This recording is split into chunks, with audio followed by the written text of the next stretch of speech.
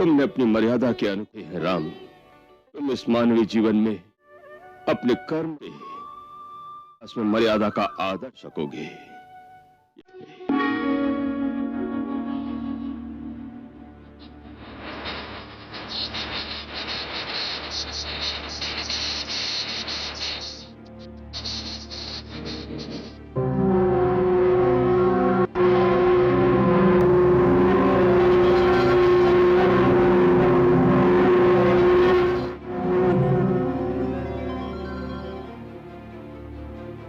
क्या हुआ भैया? मुनिवर शरभंग अपनी योग अग्नि में अपने पार्थिव शरीर और उसके समस्त संस्कारों को भस्म करके विनाशी पद की ओर चले गए हैं।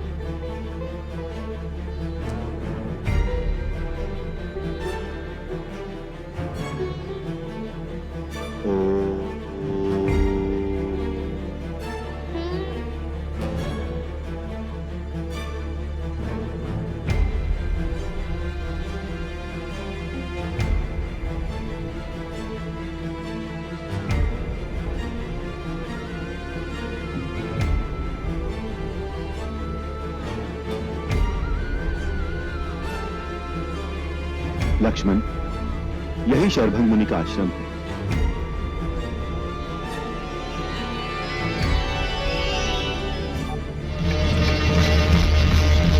भैया, वो देखो क्या है।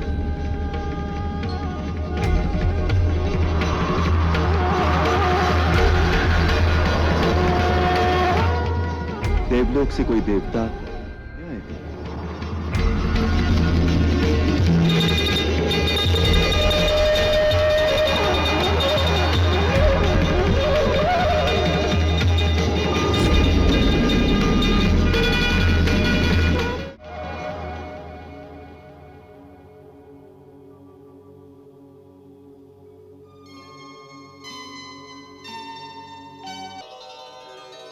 उनके लिए धन्यवाद देवराजेंद्र।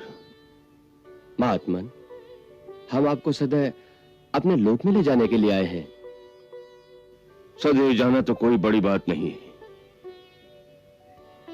परंतु हम उसके पक्ष में नहीं। जब हमारी इच्छा होगी हम स्वयं जाएंगे।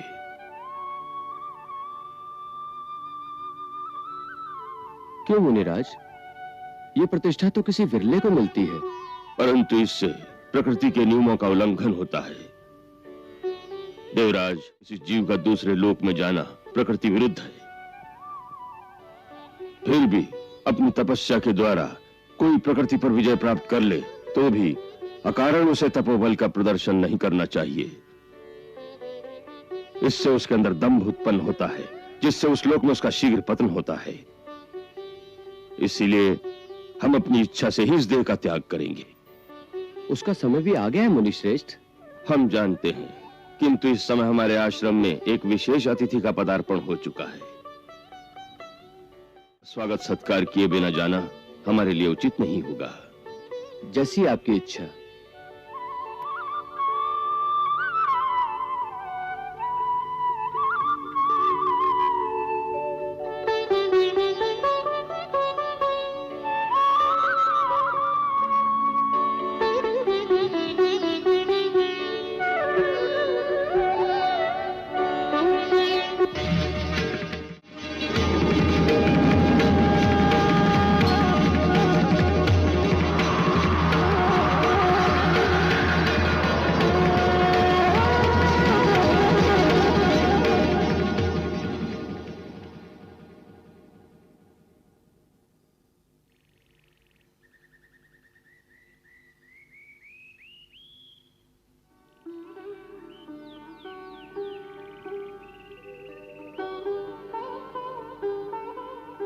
आयुष्मान भव,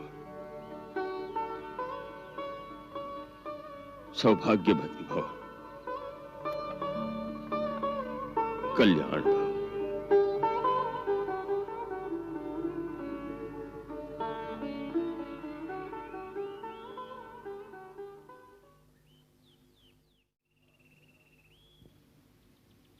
आ गए राम, तुम्हारा स्वागत है। महर्षि अत्रि ने तुमसे सत्य कहा था हम तुम्हारी प्रतीक्षा कर रहे थे। इस धरती पर हमारा समय समाप्त हो गया है, इसलिए देवराज इंद्र हमें सदैव अपने लोक में ले जाने के लिए आए थे। मैंने आपका वार्तालाप सुना है मुनीश्वर। देवताओं के राजा इंद्र के निमंत्रण को ठुकराकर आपने यह सिद्ध कर दिया है कि जब मानव पूर्ण कर्मयोगी और स्वार्थ रहित हो जाए तो उसका स्थान देवताओं से भी ऊंचा हो जाता है। मानव यदि अपना धर्म और मानवीय कर्तव्य पूरा करे तो भटकने की कोई आवश्यकता नहीं रहती। देवता स्वयं उसके आगे पीछे हाथ बांधे फिरते हैं। स्वार्थ से मुक्त कौन है राघवेंद्र? हमें भी स्वार्थ था। हम दिव्य दृष्टि से देख रहे थे, महर्षि अत्रि से मिलकर तुम हमारे पास आ रहे हो। तुम्हारे दर्शन की लालसा में हमने इंद्र के निमंत्रण को तुच्छ समझा। आज तुम्हारे दर्शन पाकर हमारे कई जन्मों के पुण्य सफल हो गए पुरुषोत्तम। भगवान, आप मेरे पिता समान पूज्य हैं और हर पिता अपने पुत्र के स्नेह में ऐसे ही भाव विभोर रहता।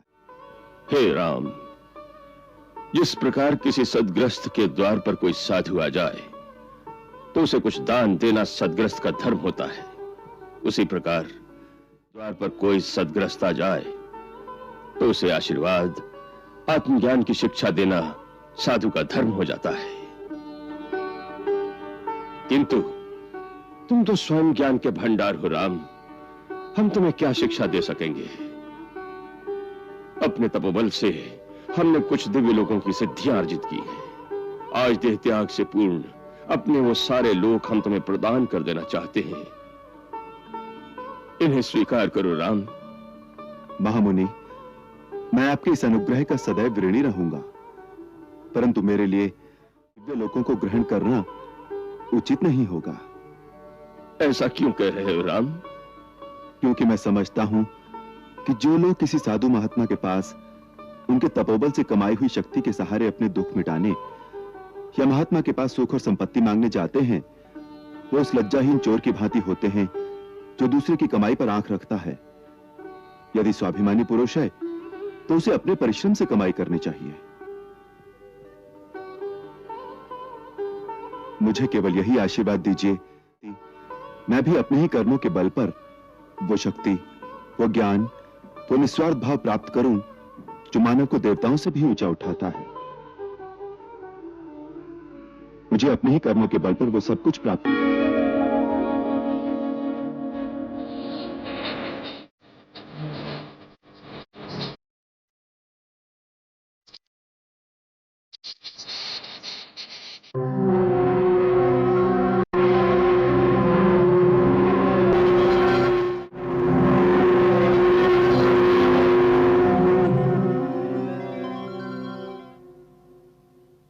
ये क्या हुआ भैया? मुनिवर शरभंग अपनी योग अग्नि में अपने पार्थिव शरीर और उसके समस्त संग एक अविनाशी पद की ओर चले गए हैं।